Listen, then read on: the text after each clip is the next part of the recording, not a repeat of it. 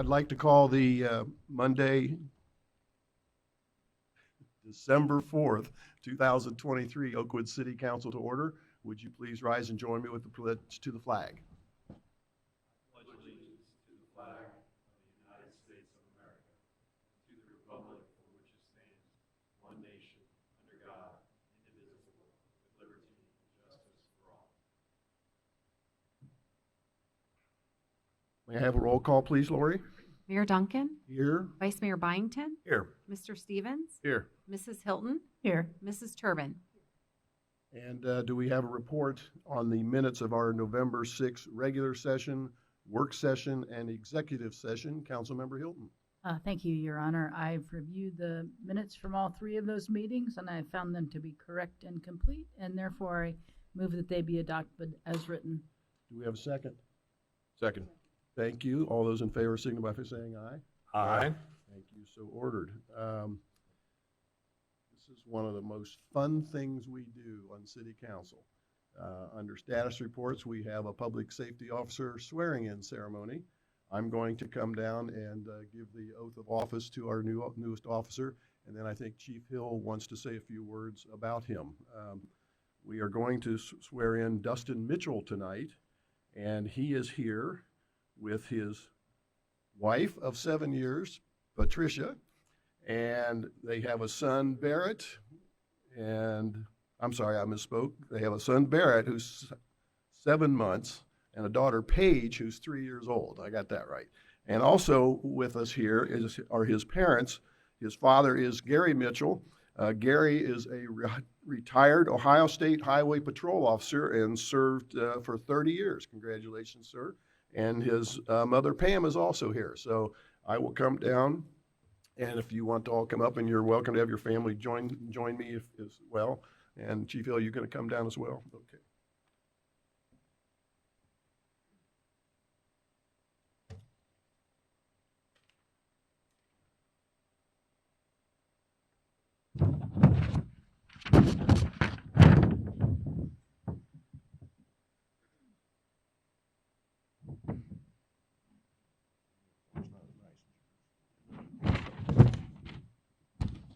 All right, if you want to raise your right hand and repeat after me.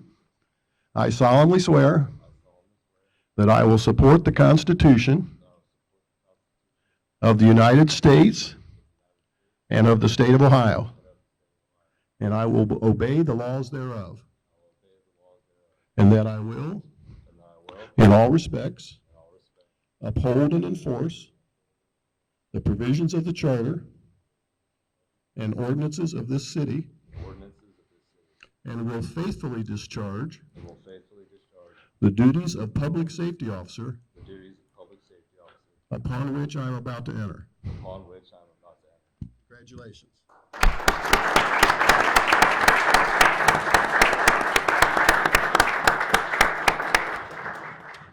Thank you, Mayor, Council.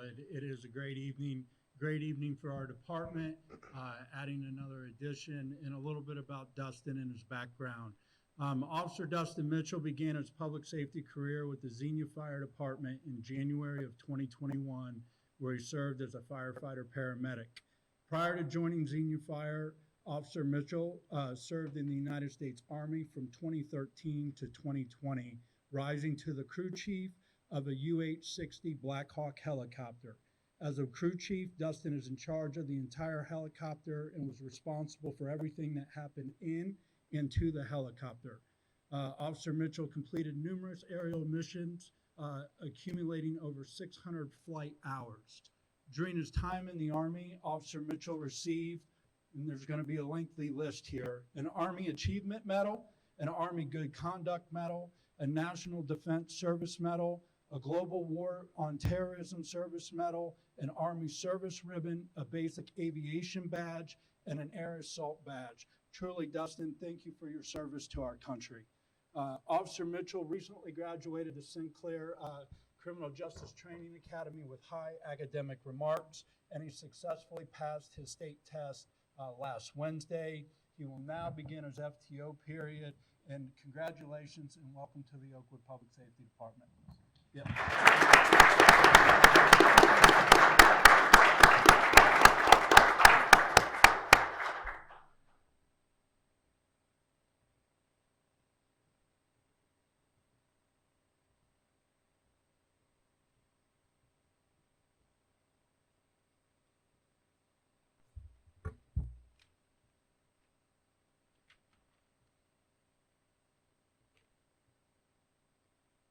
Thank you. Welcome.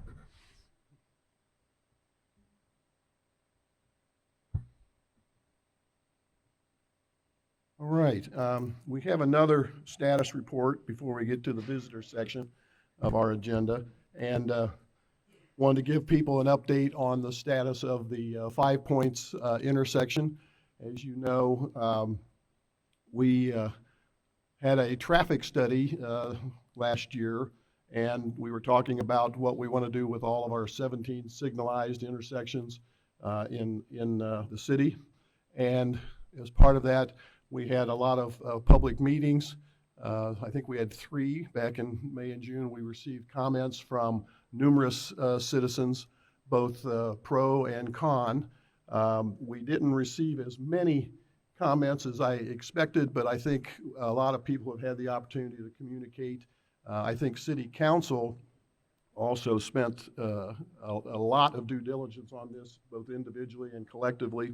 And what we are looking at, we also put together a funding application through Ohio Department of Transportation, and recently received their results, and they were favorable. However, we believe that the community support is not unanimous, either pro or against, but there was a lot of good comments, and we think that eventually this could be a good project for the city. However, I would like to ask council to suspend our further, how would I describe this? Let's suspend the work on this project at this time, and waiting to gather more data, and maybe perhaps we could bring this back to a future council in the future. But before I would agree to do that, I would be interested in getting input from the rest of City Council, starting with Councilmember Turbin. I also do support the suspension of the roundabout. It's been quite a journey since May when we first said, let's look into this. And like many of you, my experience with roundabouts was pretty limited. I mean, once in France, I went round and round, but because of that, I became a student of it. I went to Carmel, I read everything I could, and I do believe that in the future, the roundabout is a more efficient and a better solution for that intersection. But for now, like the mayor said, I think everything has its time, and I think that it's a good time to suspend it, and we'll just move forward, and hopefully in the future, who knows? Thank you. Councilmember Turbin, do you have comments? Oh, I already asked her. Councilmember Hilton, do you have comments? Thank you, Your Honor. I am in favor of suspending the project.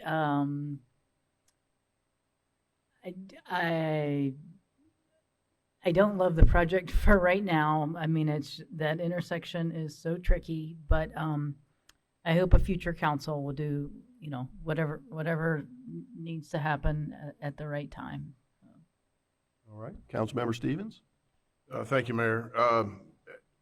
I like the idea, and I appreciate the fact that council has decided to suspend this project for now. I have hesitations. Saying that, there's a lot of positives to this roundabout. It's proven at other roundabouts that they slow traffic, which not only is safer, it's less accidents, but it's safer for accidents, and that is a big point for me. I'm a big fan of roundabouts, but especially at 4-way stops. That's where I think they really work the best, because just to be honest, it takes people's decision-making out of the process.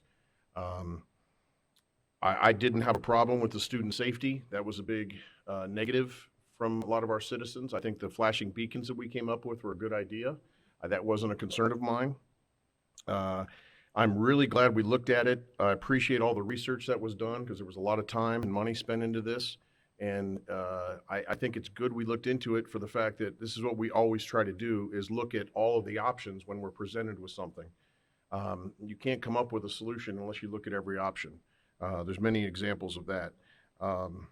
As far as, the reasons I was hesitant on this is I didn't like the access from Oakwood Avenue into the roundabout. not just for the inconvenience of going north from Oakwood Avenue, just that if you were to go that way, coming from Harmon School or Park Avenue or Hawthorne Hill, you had to go down Catherine and go down Runnymede and onto Thruston, and I think that's unwanted excessive traffic for those smaller streets. So we all know Catherine is very small, and that you put too many cars on that street and it's gonna be a problem.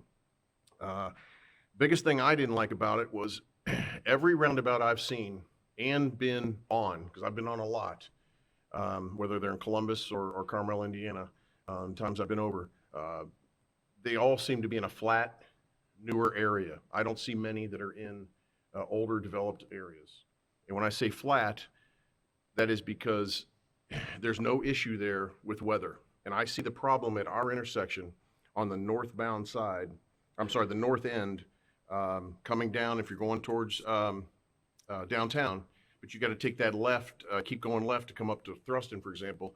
I can picture an ice event that we have, and our Public Works Department does a fabulous job with our streets, but sometimes they happen so fast, and I just see those turns, even if you're driving slow, that it would not be a safe intersection because of that hill right there. People don't realize how sloped the north end of that roundabout is. I don't see excessive backups. People talk about that, and it would be more efficient. I think it would be more efficient. However, I don't see the problem being with a lot of excessive backups. The lighting system works well there. It moves traffic. It's going to have automatic delays just because of the number of intersections and lights that work, but I don't think it's excessive at all, to the point where we need to invest that kind of money into it. So, like I said before, I'm very glad we researched it, and I'm really happy that, with council's decision to postpone this project, because I just don't think it's the right time for the city of Oakwood to make the investment into this intersection with a roundabout. Thank you. Vice Mayor Byington?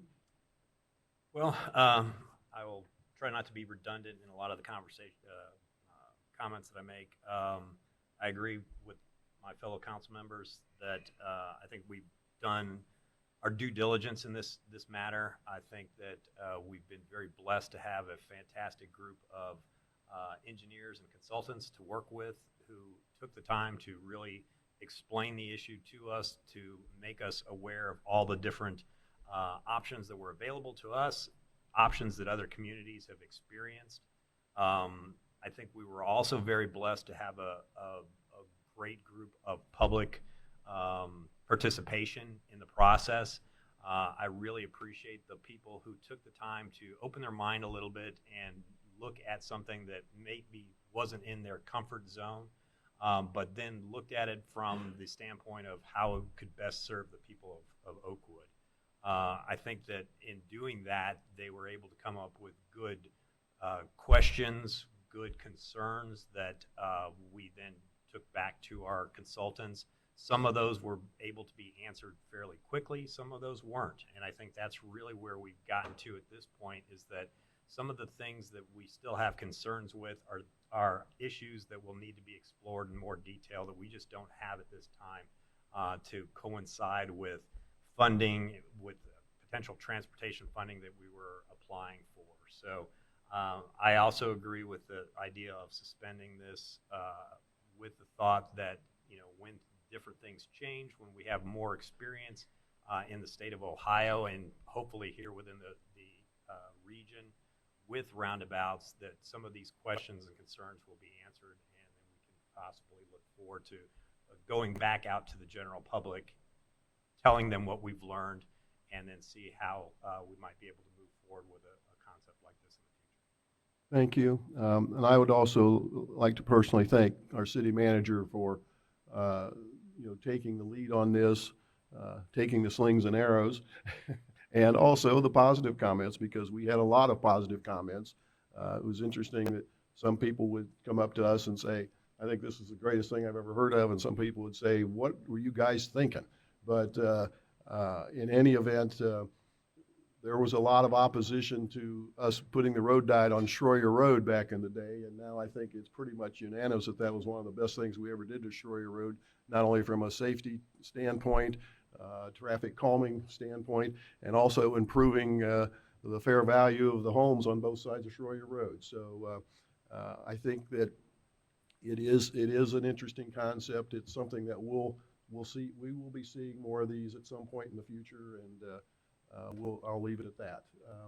So I guess what I'd like to do at this time, Lori, I'd again like to just say put the council on record for suspending the further study of the roundabout at 5 points at this point in time, and ask you to call the roll on that motion. Somebody should probably second that. I'll second. Okay. Lori, would you call the roll? Mayor Duncan, Yes. Vice Mayor Byington, Yes. Mr. Stevens, Yes. Mrs. Hilton, Yes. Mrs. Turbin. Yes. Thank you. I'll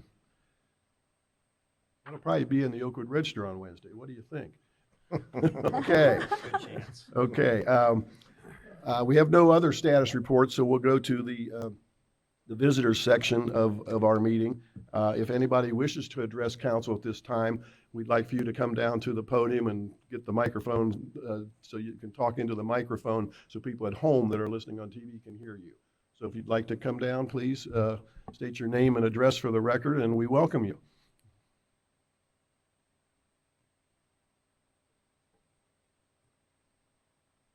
Can you put the mic down a little bit towards you? Okay, that's great. Welcome. My name is Cheryl Lloyd, and I'm from 465 Kramer Road in Oakwood. This is regarding proposed memorial for Joseph Desch. This is further to our request in the September council meeting for the city to suitably memorialise our almost unknown Oakwood resident, Joseph Desch, who was awarded a Medal of Merit by President Truman and credited by General Eisenhower of shortening the World War II by 2 years and saving tens of thousands of Allied lives. The code breakers arguably saved up to 14 million lives in total, 14 million. It was further requested at our last meeting that the city consider the plot at 1313 Far Hills Avenue become a natural environmental science park, which would be used by the schools and be named after Joseph Desch. Further to articles in the Oakwood Register and Oakwood Living, we now have received considerable support for a suitable memorialisation, including letters, emails, and verbal affirmations from residents, Wright Memorial Library, members of the school board and schools, individuals associated with the Oakwood Historical Society. Such is the popularity and level of significance of this request that we have been asked by the following organisations and individuals to present or provide further information. Oakwood Rotary, an additional Oakwood Far Hills speaker series, the Institute of Electrical and Electronic Engineers, the Society of American Military Engineers, the Air Force Research Labs, Wright-Patterson Air Force Base, local and far-flung members of the Desch family, and Sir John Dermot Turing, nephew to Alan Turing, has stated his support and volunteered to travel to the US and meet us.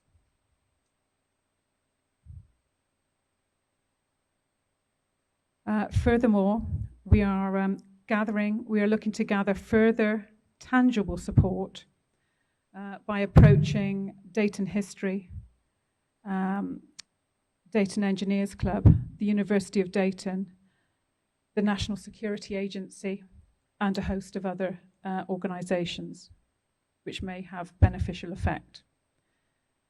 As members of this council who know us, myself and my husband, Andrew, as you know us, we will testify, we always prefer to work with the city. We prefer to work with organizations. And so we're keen to work with the city in resolving the problems associated with this. In fact, I was really pleased to hear Councillor Stevens say that the council likes to look at all of the options, and that I find really reassuring. So in trying to find a mutually beneficial outcome is what we're aiming for. And we hope, because we hope that this will help to add value to our community and raise the profile of Oakwood's greatest unsung hero who changed the world order for the better. Thank you very much. Thank you for your comments. We appreciate it. Does anyone else wish to address council at this time? Welcome. Please state your name and address for the record. Jessica Myers, 303 Wonderly. Members of the council, I'm certain that my name and address do not need any introduction, but for the purposes of the record, I am one of the residents of Holiday Lights on Wonderly, formerly Holiday Lights on Shore. We're a seasonal temporary holiday display operating for about 8 out of the 52 weeks of the year. Our display requires a great deal of time and effort and money, but the painstaking process is entirely worth it when we see how much it means to everyone who stops by. And while I am sure is not to everyone's taste, there are many other stunning, beautiful displays in our area for those preferences. And despite my attire today, it was Holiday Spirit Week at my job of employment, I am more of a traditional person as well. However, the homes I remember the most from my childhood are those core memories, of that magic time of the year, were not typically those traditional displays. We were very excited when we moved to Wonderly from Shore because we knew that there was a family that had done a lighted sidewalk arch for the past few years, and everyone knows about the Halloween house on our street. We talked to everyone, our immediate neighbors, did our usual offering blackout curtains. However, we also make sure that our display is turned off every evening at the appropriate times of night, which is not true of other displays in this area. We're not renegade decorators. We were not told we couldn't, if we had been told that we couldn't do something, we just would have not have done that. Had we been told that what we proposed early back in August was prohibited, we would have just done something equally creative. We worked with zoning before in 2 previous instances for different fence installations, so we're familiar with the process. So we apologize if there was miscommunication, but it seemed like the communication in August was clear. No cords or tripping hazards across the street. There's been a lot of communication since November and some discrepancies that were a bit confusing. Initially, the violation of Ordinance 1201.03 was what was cited about our sidewalk arches.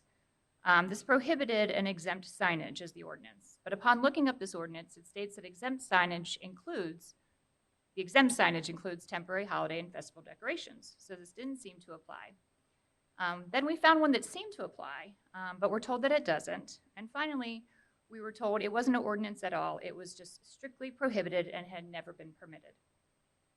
If never permitted is in fact a true statement, then the City of Oakwood seems to be selectively targeting our display with the enforcement of its current processes, as my family and many other families have pictures of a display in the public right-of-way from the past few years. There were displays over the sidewalks just this past Halloween, and there's currently a home running a strand of lights from their house to the tree going over the sidewalk. I don't want this done in the court of public opinion. I'm a counselor. I'm actually a pretty private person, but at this time of year means a lot to me. It means a lot to all of the people that come by our display, and that's why we do it. It's why we put so much heart and effort to it every year. I'm here to offer hopefully a solution and to advocate for the one that was briefly brought to the city's attention that had worked for another city in Boardman, Ohio.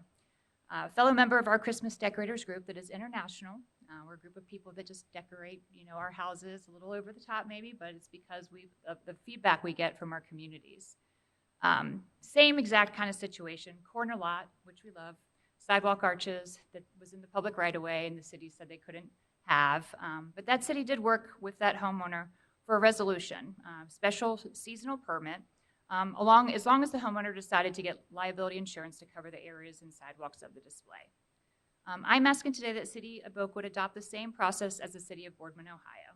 If there is no legally available seasonal permit at this time for our display, and we have done the necessary measures to make sure that it is not currently over the sidewalk, we would like the Oakwood City of Council to consider creating a special seasonal event permit to be approved by zoning, with the applicant maintaining a liability insurance policy for the area that the temporary and safe structure is on during the time that the display is out. This will create a legally available permit process for not only Holiday Lights on Wonderly, but others to create magic and joy during this most wonderful time of year. Thank you. Thank you for your comments, and I really like your outfit. Anyone else wish to address council at this time? You were moving, or you, no, I guess not. Okay. All right. If no one else wishes to address council, we will close the visitor section of our meeting and go to legislation. We have quite a bit of it tonight because it's year end. Councilmember Turbin has an ordinance. Yes, thank you, Mayor. This first ordinance is to amend Appendix A, which is the Public Services Rate Sheet of the Oakwood Streets and Public Services Code. And the purpose is to increase the water service rates and sanitary sewer utility rates. This is the second reading of this ordinance to increase the rates for both our water and sanitary sewer utility services, which is needed in order to meet operational and upcoming capital needs. The city last raised water rates in January of 2017. That was 7 years ago. And the sanitary sewer rates in January of 2018, which was 6 years ago. The increases that I'm speaking of will take effect in January of 2024. A typical residential customer in Oakwood uses between 300 and 900 cubic feet of water per month. Based on that usage, the typical residential bill will increase approximately $7 to $13 a month. For water, $7 to $14 per month for sanitary sewer services. I'm sorry, I didn't say that very right. The $7.13 was for water, and the $7.14 was for sanitary sewer services. These rate changes were presented to the citizen-led Budget Review Committee as part of the 2024 budget briefing on September 12th and October 16th, and their response was positive. As the second reading of this ordinance, I move that council adopt it tonight. Lee, can you clarify Third paragraph. third paragraph? It's not $7.13. It's $7 to $13. Oh, yes. I'm sorry. Did I say two? I'm sorry. Yeah. No, it should be two. It's $7 to $13. So the low end would be $7 and the high end would be $13. That's for water, and then Right. $7 to $14 For sanitary sewer Very good, services. thank you. Yes, thank you. So you're making a motion? I did, yes. Okay. And I guess anyone that had questions or comments from Councilmember Turbin has been heard, correct? All right. With that, I'd ask, Yeah, I'll second that. well, I'm really off game tonight, aren't I? Yeah, okay. So it's been moved and seconded that this ordinance be approved. Lori, would you please call the roll? Mayor Duncan, Yes. Vice Mayor Byington, Yes. Mr. Stevens, Yes. Mrs. Hilton, Yes. Mrs. Turbin. Yes. And next, Vice Mayor Byington has an ordinance. Yes, Your Honor, this is an ordinance providing for an election of the question of a tax levy in excess of the 10 mil limitation for current expenses and the general operation of the city. This ordinance is the second and final legislative step towards placing a new levy on the ballot in March of 2024. Council had originally planned to place a levy on the ballot for the election that took place on November 7th. It would have been a renewal of an existing 3.75 mil levy that was first approved by Oakwood voters in 2013. Unfortunately, the issue was not approved for the ballot by the Board of Election due to a clerical error. As a result, the existing 3.75 mil levy will expire at the end of 2023. Council is placing a new replacement levy on the ballot in March of 2024. Based on a determination by the Montgomery County Auditor and strong property values in Oakwood, the new levy will be at the rate of 2.4 mils instead of the 3.75. This will generate the same amount of revenue as the expiring levy, meaning that it will not raise property taxes above what we pay today. In order to meet the filing deadline for the March 19, 2024 ballot, I move that council waive the second reading of this and adopt this ordinance this evening. Do we have a second? Second. Any questions or comments for Vice Mayor Byington? Hearing none, I do want to point out that we met with our Budget Review Committee, and they also agreed that this should be the appropriate budget for us. Correct. Yep. Hearing no other comments or questions, Lori, would you please call the roll? Mayor Duncan? Yes. Vice Mayor Byington? Yes. Mr. Stevens? Yes. Mrs. Hilton? Yes. Mrs. Turbin? Yes. And then Vice Mayor Byington also has an ordinance to approve the 2024 budget. That's correct. This is an ordinance to make appropriations for current expenses and other expenditures of the city of Oakwood during the fiscal year ending December 31st, 2024. This is our annual budget ordinance, which appropriates the city's funding for 2024. This ordinance is required under Section 6.05 of the city charter, and when adopted, provides formal authorization to the city manager to spend public dollars in providing city services. Our total city budget is divided into 5 primary parts, with budgeted spending in each of the following, as follows. The general city services amounts to $18,126,259. Our refuse services amounts to $1,680,468. Our water services is $1,980,076. Sanitary sewer services is $2,840,039.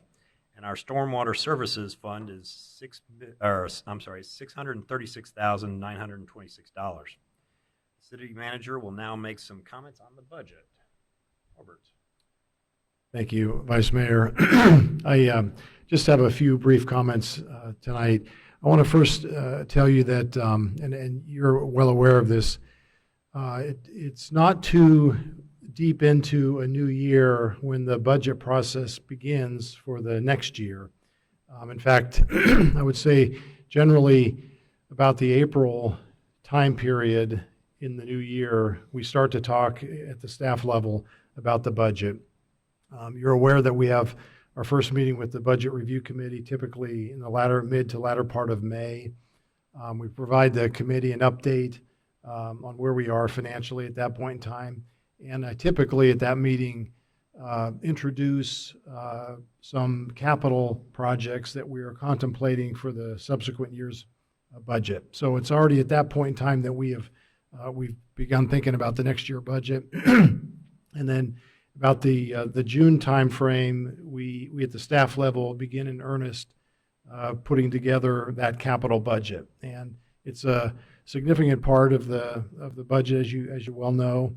And we spend a lot of time looking at our equipment and our public infrastructure. And those are the 2 main components of the capital budget. We typically spend about 2 or 3 months working on that, and then devote the September Budget Review Committee meeting to a presentation of what we're thinking in terms of those capital items for the next year. And then in the October meeting with the Budget Committee, we get into the details of the line item budgets, all the operational sort of expenses, and then based on how those 2 meetings, the September and October, go, we put the budget document together. I say we, in large part, it's our finance director, Cindy Stafford, doing the heavy lifting on that. And then we present a final product to the Budget Committee either in late November, which was this year, sometimes in early December. So it's a lengthy process. Probably, I could say it takes about 2/3 of the year in total to get to where we are tonight in presenting a budget for the next year. I mentioned the Budget Review Committee. I, as you might imagine, am in meetings with other city managers on a regular basis. And over the years, we, as you also might imagine, from time to time, talk about our city finances, and we talk about our budget process and that sort of thing. And I have mentioned our Citizen Budget Review Committee to a number of my colleagues. And I can tell you, and I mentioned this at the last meeting of the Budget Committee, that there is no other community that has a committee, budget committee, or a financial advisory committee as large and I'll say robust as we do. We currently have 34 members, representing each of our 8 voting precincts, and they're very much involved. And I've found over the years that sounding board to be incredibly valuable. And in large part, we're putting information out to the committee, but we're also listening. And sometimes we at the staff level hear at the committee meetings, but oftentimes we hear just via individual communications from the committee members. So it's very unique. My predecessor's predecessor, Dave Fell, who was our manager here from 1962 to 1992, it was during the latter part of his tenure that this committee was stood up for the first time. And then Mike Kelly, my predecessor, I know benefited for almost 10 years as manager from the committee, and I've then, in my 21, 22 years now, have benefited. So very, very important. The last comment I'll make is, Vice Mayor, you've mentioned the 5 different pots of money here. 4 of them are supported by fees. 2, the water and sanitary sewer, we needed to adjust the fees on based on our projections out a few years. The other 2, stormwater and refuse, we did not for 2024. But the largest fund is the general operating fund.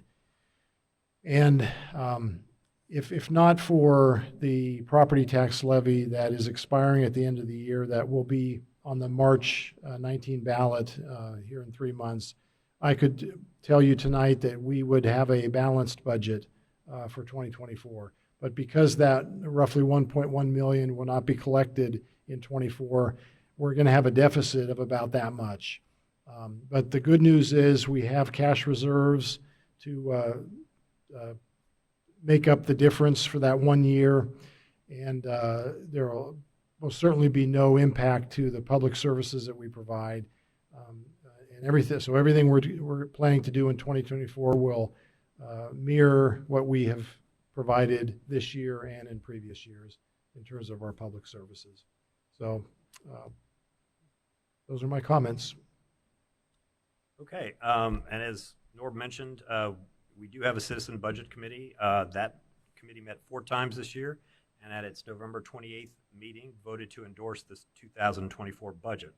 So under section 3.04 of the city charter, this ordinance will take effect upon its passage. I move the council waive the second reading and adopt this ordinance tonight. Do we have a second? I second. Thank you. Does any other members of council have any questions for Vice Mayor Byington? Hearing none, Lori, would you please call the roll? Mayor Duncan? Yes. Vice Mayor Byington? Yes. Mr. Stevens? Yes. Mrs. Hilton? Yes. Mrs. Turbin? Yes. Councilmember Stevens also has an ordinance to introduce. Thank you, Mayor Duncan.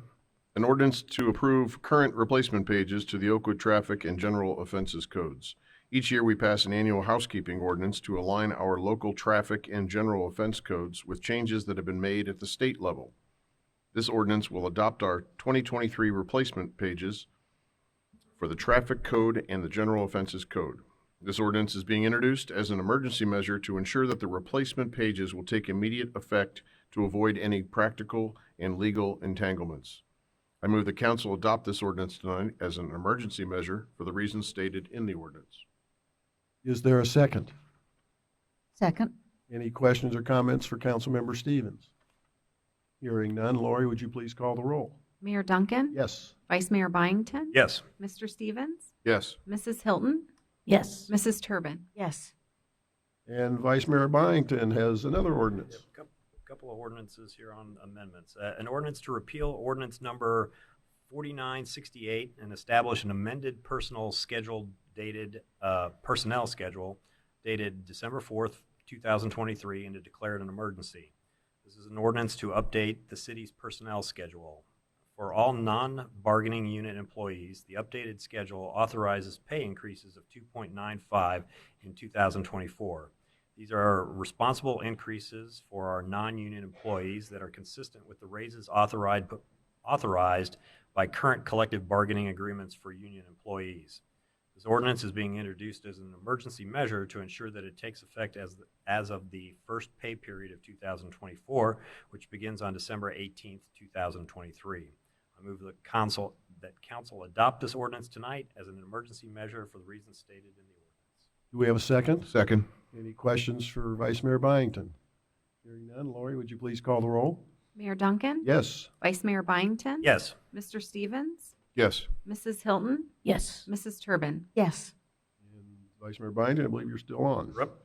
This is an ordinance to set the maximum compensation of the Oakwood Municipal Court Clerk, Deputy Clerk of Courts, and Bailiff, and to declare an emergency. By law, the Oakwood Municipal Judge determines the actual salary for each court employee, but City Council is responsible for setting the maximum amount to be paid for each job classification within the court. This ordinance will increase the maximum compensation for all court employee job classifications by 2.95, consistent with increases for union and non-bargaining unit employees. I move the council adopt this as an emergency ordinance so that these pay increases will be effective consistent with the timing of pay increases being given to office and management staff. Do we have a second?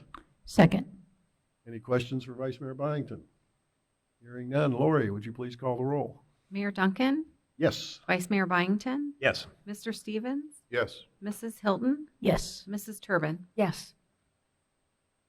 Okay, next I have an ordinance to establish an amendment to the organization and staffing schedule for the purpose of creating the classifications of city engineer, human resources manager, and planning and zoning manager, eliminating the staff engineer and director of personnel and properties classifications, modifying the titles for other classifications for the city's operational needs, and declaring an emergency.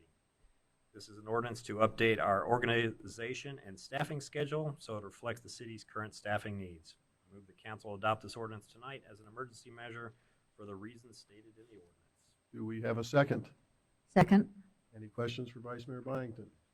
Hearing none. Lori, would you please call the roll? Mayor Duncan, Yes. Vice Mayor Byington. Yes. Mr. Stevens, Yes. Mrs. Hilton, Yes. Mrs. Turbin. Yes. I believe we have one more. One more. This is an ordinance to amend Section 1 of the 2023 Original Appropriation Ordinance Number 4967 and an existing supplements thereto to provide for the appropriation of, first, an additional amount of $140,000 to be expended from the Capital Improvement Fund for additional costs for the 2024 Far Hills Resurfacing Project. And two, an amount of $140,000 to be transferred from the general fund to the Capital Improvement Fund for the City of Oakwood, State of Ohio, during the fiscal year ending December 31st, 2023. This is a supplemental appropriation ordinance to make additional money available for the 2024 Far Hills Avenue Resurfacing Project. Because Far Hills is a state highway, this will be a cooperative project between the Ohio Department of Transportation, ODOT, and Oakwood. 80% of the project is funded by ODOT, and the remaining 20% is paid for by the city as a local match. The 2023 budget originally included $220,000 for the city's local match contribution. That figure was based on ODOT's preliminary cost estimate.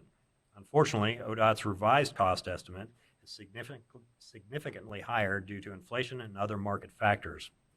As a result, the city's local match is now estimated to approach $360,000. So council needs to appropriate the difference of $140,000.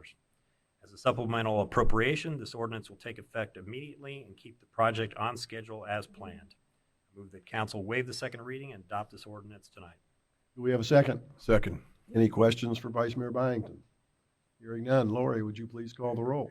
Mayor Duncan, Yes. Vice Mayor Byington. Yes. Mr. Stevens, Yes. Mrs. Hilton, Yes. Mrs. Turbin. Yes. And finally, Councilmember Stevens has a resolution.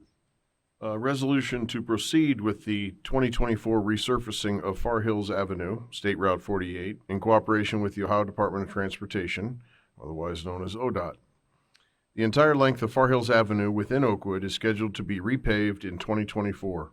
Since Far Hills is a state highway, projects like this require cooperation and cost sharing between the city, which pays 20% of the improvement cost, and the Ohio Department of Transportation, which pays 80%. Council took the first legislative step of this process in February 2023. This resolution is the second and final legislative step of the project. It authorizes the finance director to issue payment for the city's 20% contribution and the city manager to sign the final contract documents. I move that council adopt this resolution. Do we have a second? Second. Any questions for Councilmember Stevens? Hearing none. Lori, would you please call the roll? Mayor Duncan. Yes. Vice Mayor Byington. Yes. Mr. Stevens, Yes. Mrs. Hilton, Yes. Mrs. Turbin. Yes. That concludes our legislation tonight. We have no staff report, even though it looks like you made all the staff show up. I right? did, Your Honor. And we do have a city manager report. Thank you, Your Honor.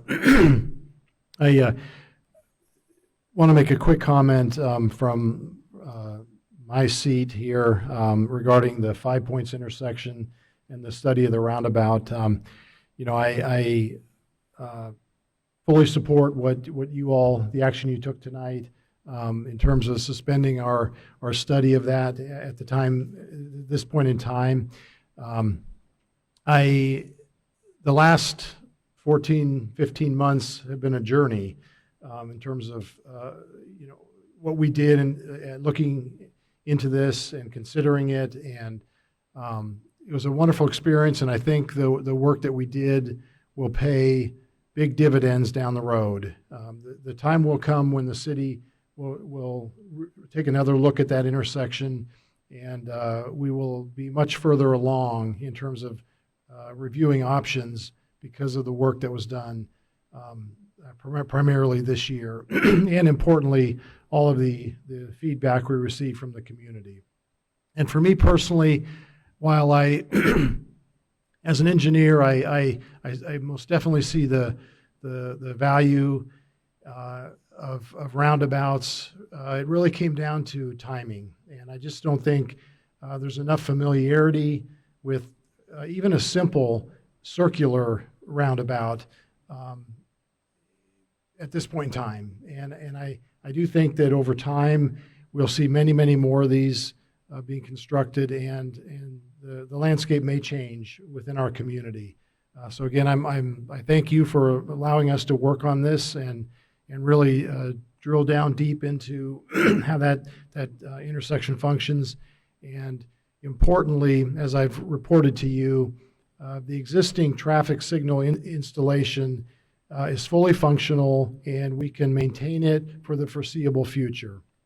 I have said since the beginning of the traffic study in September of 22 that we're looking at developing a 5 to 10 year master plan for improving our signal system, and I stand by that. So we have plenty of time to revisit that intersection down the road, and I think it'll be a prudent thing to do. Secondly, just a quick comment, the construction on Far Hills Avenue, I know folks are getting tired of it. Believe me, Doug Spittler and I and Chief Hill and all of us are very tired of it. The curb work that's most noticeable now should be done in the next 2 to 2.5 weeks, and then that'll be totally completed, and we'll be poised for the mill and overlay next summer. There will be individual site work done over the next couple months, maybe 3 months, where the catch basin inlets are being replaced, but it won't be along the entire stretch like we've seen.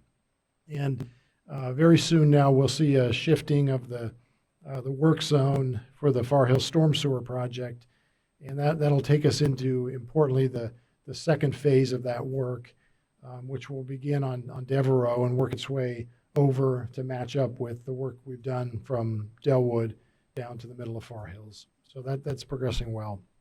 And third and finally, I want to thank the staff here. We've got everyone except our city engineer. Chris Kuzma has 2 little boys at home and a working spouse, so he's excused tonight. But I do like to invite them all to this end of year meeting for me to really publicly thank them. We have Sangeeta in the back there, who's our HR person. We have Ethan, who's planning and zoning, and the guru of the facility here, which is an additional duty, but sometimes I think it's a primary duty for Ethan. Doug, I mentioned earlier, our Public Works Director, Chief Hill, of course, Cindy Stafford, our finance guru, and Carol Collins. You're going to say something about Carol, right? Or when you get to this. Yeah. Carol, I know someone on council will mention the Holiday of Lights, I think, but I know Carol's favorite community event here. And then my comrade in arms here, Rob Jacks, our law director. So thank you to all my staff and Chris Kuzma as well for all their excellent work. Any questions for our city manager? I just thought they wanted to be here for the roundabout talk. I didn't think you wanted to thank them, but nice work. Right. We will now go to council comments. Councilmember Turbin. Thank you. I'm not sure we did mention the holiday lighting. What do we call it now? Lighting up Oakwood? Okay. Well, this is to remind you that Santa is actually coming to Oakwood twice for the holiday lighting of Oakwood, and that's next Sunday at 6:30. And then on December 18th, there's the Santa tour. I understand that Santa called Chief Hill. Is that not right? Yeah. And he's resting up his reindeers for the big day. And he asked if maybe Chief Hill could help him out. So on December 18th, you will see Santa riding through Oakwood in fire engine number 27. So that'll start at Lane, and it will be at 6 o'clock. And if you want more information, there is a whole map at the website, and you can see where Santa's going to be traveling. And so I hope that all of you have a happy, healthy, and wonderful holiday. Thank you. Councilmember Hilton. Thank you, Your Honor. This is my last meeting for the foreseeable future. You just never know. And I wanted to thank everybody at the dais. I have learned so much from every one of you. Rob, Norm, Bill, Steve, Rob, Lee. It's just been really fun. And Norb, especially, Norb, you have a staff that is just unbelievable. And how about that? They're here. So thank you for everything. And I had, as I said at the Budget Review Committee meeting, I live right next door. So if anybody needs me. So thank you for everything. Thank you, and we appreciate your service to the city of Oakwood. Oh, and I'll say this on January 2nd, but good luck to Healy. Councilmember Stevens. I just have one topic. It's my friend Ann Hilden. And, all I want to say is it's been an absolute honor to work with you for these 14 years.